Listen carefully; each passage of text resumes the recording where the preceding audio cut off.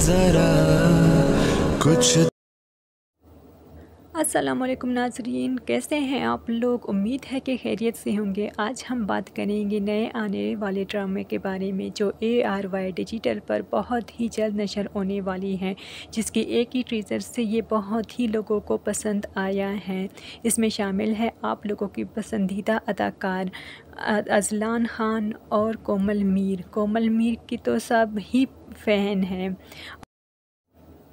اور اسی طرح اذلان سمیع کہیں یا اذلان خان کہیں، اس کے بھی تو بہت زیادہ فین ہے اور اس کی بھی ڈیمانڈ بہت زیادہ ہے، اور یہ جو بھی ڈرامے میں یہ آتا ہے وہ ڈرامہ ہٹ ہوتا ہے، تو لگتا یہی ہے کہ یہ بھی ڈرامہ بہت ہٹ رہے گا، اور پہلے ہی ٹریزر سے یہ اتنا مشہور ہو گیا ہے کہ سب ہی لوگ بے صبری سے اس کا انتظار کر رہے ہیں۔ یہ بہت جلد ARY ڈیجیٹل پر نشر ہونے والے ہیں یہ ڈرامہ۔